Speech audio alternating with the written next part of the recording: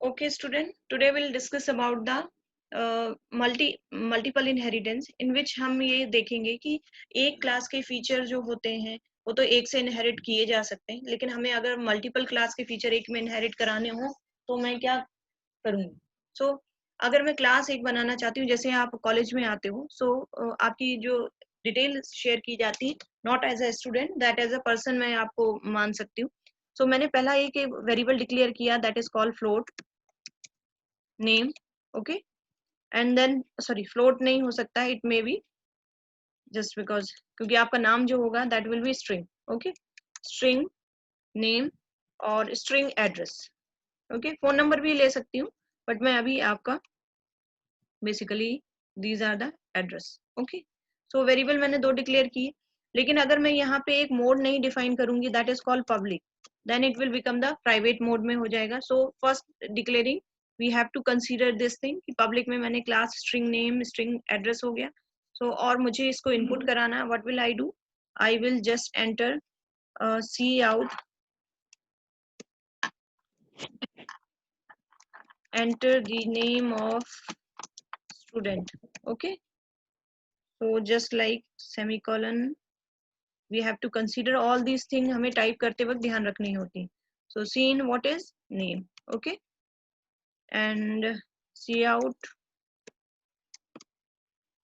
enter the address of student, or you can say हम यहाँ पे सिर्फ address, enter the name and enter the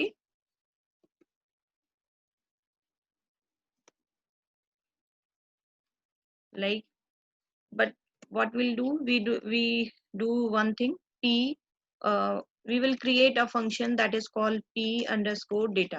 Okay, so person data और bracket on and bracket of, ये चीजें हमें starting में ही ध्यान रखनी होती है, सो दैट कहीं भी एरर होने की। Cin enter the address and this is C out, what will be there, C out किस फील्ड का नाम हमने लिया है, sorry, there should be C in, C in address. Okay, like this is the function void function, ये हमने एक function create कर लिया, that will input the data of the person. So basically next class मैंने create की result, like आपका result मैं store कराना चाहती हूँ, तो what will do, I will just mark some variable float sem1 comma sem2। Okay, यहाँ पे मैं दो रिजल्ट को इनपुट लेना चाहती हूँ। अब इस क्लास में मैं एक फंक्शन बना दूं void, और there is a must declaration public. Okay, public void, this is r underscore data, because we are inputting the data result related। so next bracket close and bracket open। okay, इसमें मैं input कराऊं see out, enter the result of sem1। okay, and then sem1। one thing more, हमें यहाँ पे याद एक चीज और रखनी पड़ेगी, that will be called handle, handle will be called by it, then it will be easy for us to move in a second line, else else हमारे लिए थोड़ा सा complicated हो जाता, because we will not move to the next line। so here we are inputting the value of sem1, next line c in sem। Ma'am आपने address वाला scene गलत लिख दिया है, सी आई लिखा है।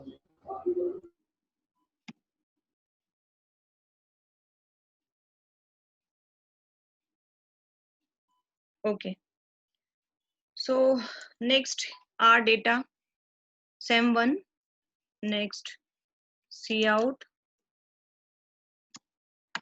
enter the result of sem2. Okay, sem2 result is this, and one more we will end there, endl, so that the mode will be more interactive.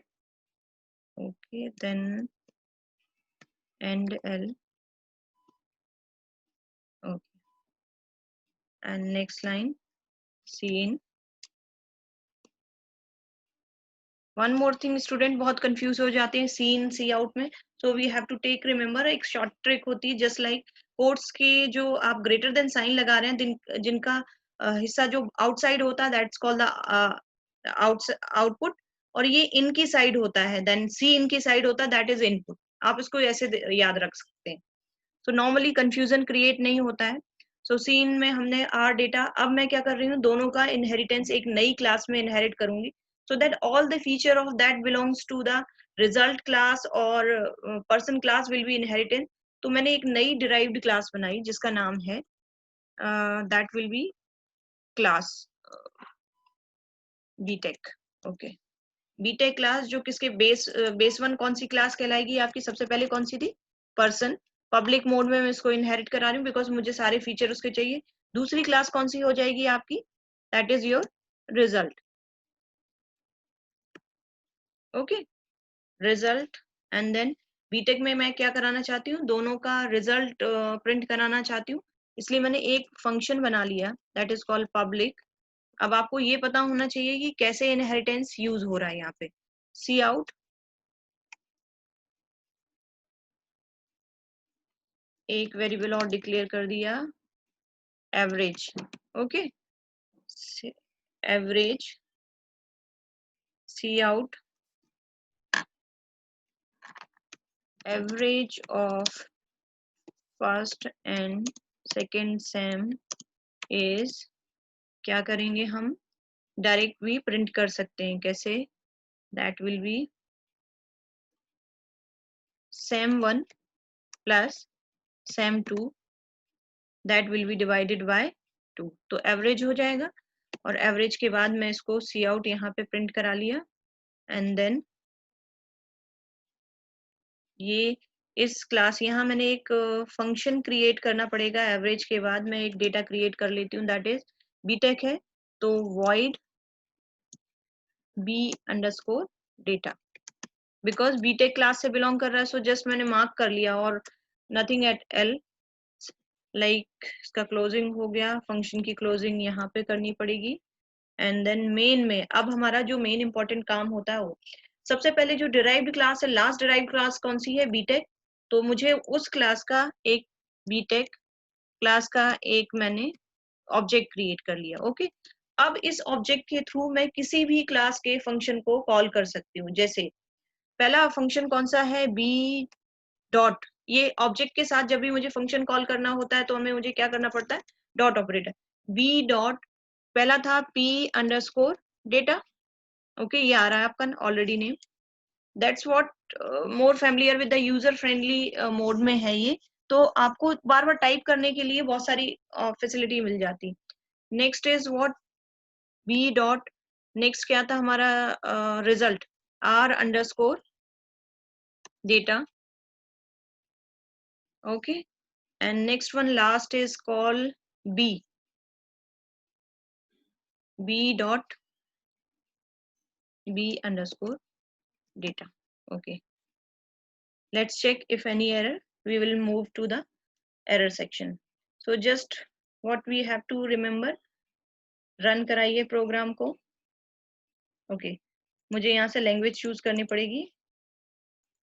okay, so just running this program, बहुत सारी error हो गई। First one सी out, कहाँ पे गड़बड़ हो गया, include hash include, okay, most important we have to check from the initial line, that is public person name, okay, p data endl, this is class end हो गया, ये function end हुआ, ये इसका class end हो गया। one thing more btech, okay, let's run करते हैं, उसके बाद error देखते हैं क्या क्या error है। दो आई हैं, void में एक error हुई है और दूसरा b dot data, okay, b underscore data, no member, let's check एक तो void में एरर कहाँ पे है, void okay, and one more मैं इसको कर देती हूँ void, this is bt_data, okay. btech का मैंने एक फंक्शन क्रिएट कर दिया, that is your b_bt.data, okay. Let's run this program, okay. यानी कि अब हमारा प्रोग्राम बिल्कुल तो सक्सेसफुली रन हो गया। सो enter the name of student, मैं अपना डिटेल एंटर करती हूँ, okay.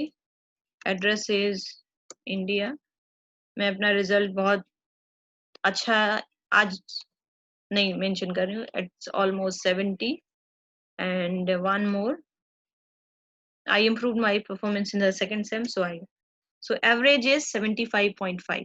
I think this is all about the multiple inheritance.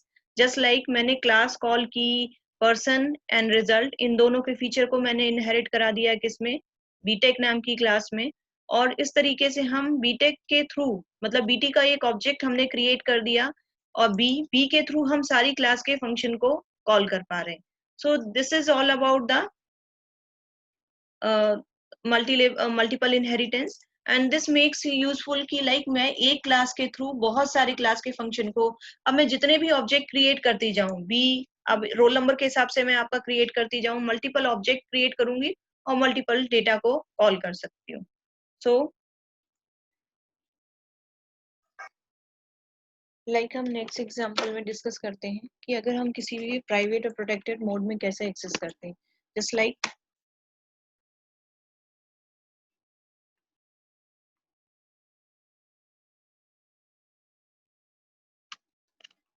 Like मैं यहाँ पे एग्जांपल में देख रही हूँ कि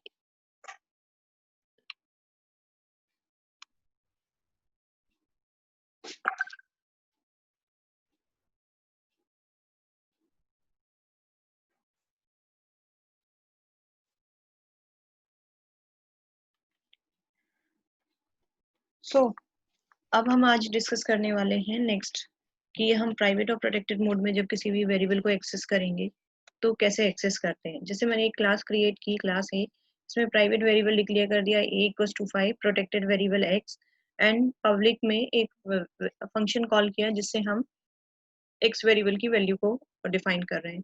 let's take in the next example, inheritance में मैंने क्लास ए को इनहेरिट कराया b से प्राइवेट मोड में। तो प्राइवेट मोड में क्या होगा कि कौन कौन से वेरिएबल एक्सेसिबल होंगे, that should be defined. Just like ये प्रोटेक्टेड वेरिएबल है, that will be accessible inside the b class also, but the private variable can not be accessible. So let's take the example, like मैंने यहाँ पे print val के through एक variable function call किया, that is called inside.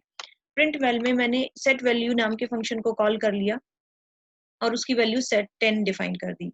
As the name suggest, accessing public member function here, हम उसके public member function को access कर रहे हैं क्योंकि सेट वेल जो था वो प्राइवेट में था, पब्लिक में था, so it can be accessed here.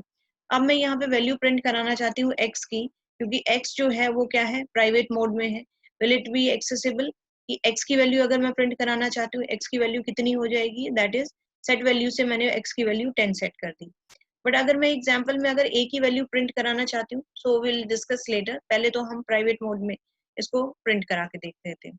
So a को मैंने प्राइवेट मोड में एक्सेस कराया है, किससे, b क्लास से। तो protected and public member both will be accessible but private will not be accessible.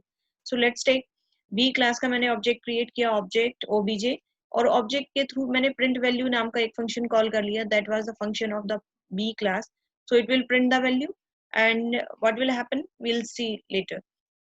like object m को भी मैं प्रिंट कराना चाहती हूँ, क्या ये प्रिंट हो जाएगा क्योंकि ये पब्लिक सेक्शन में डिफाइन है, और will it be print, let's check the output screen. Like मैं प्रोग्राम को रन करा रही हूँ तो set value of x is 10, that is actually called by the b class, and b के फंक्शन जो हैं वो एक्सेसिबल हो रहे हैं, b के m की वैल्यू भी प्रिंट हो रही है। But the thing is that कि अगर मैं b को a के प्राइवेट मेंबर को एक्सेस कराना चाहती हूँ, इट मीन्स a जो है वो variable a = 5 is the private member of class a, will it be accessible by B or not? Let's take the running output. Okay, so यहाँ पे हमारा प्रिंट हो गया। अब हम A की वैल्यू भी प्रिंट कराना चाहते हैं, तो A की वैल्यू प्रिंट कराने के लिए मुझे किस मोड में एक्सेस करना पड़ेगा?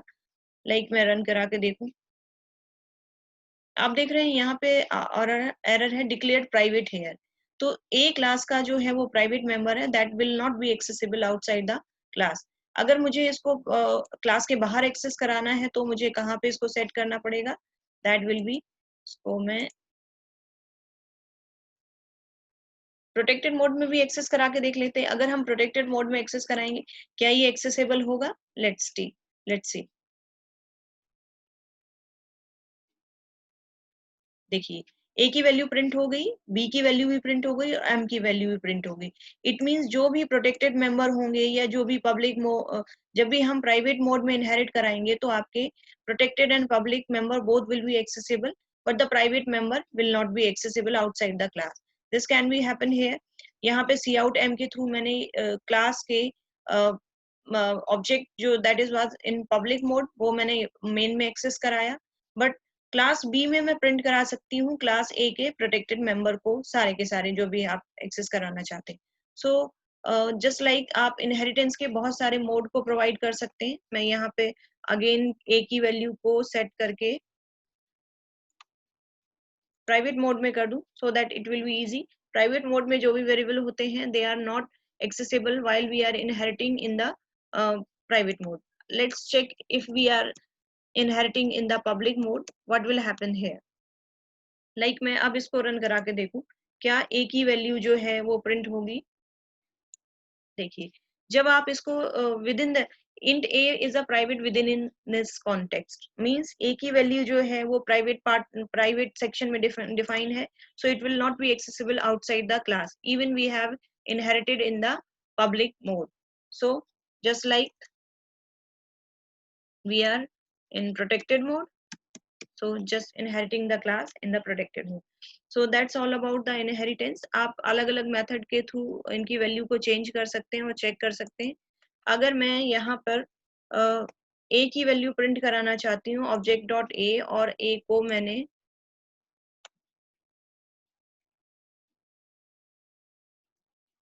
प्रोटेक्टेड मोड में ला दिया है, will it run? Let's check.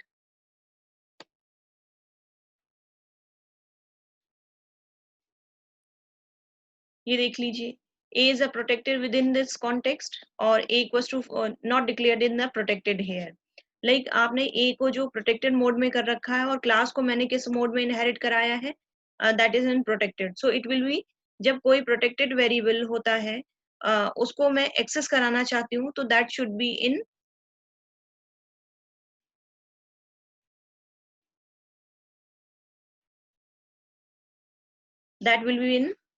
private mode में convert हो जाएगा। Okay.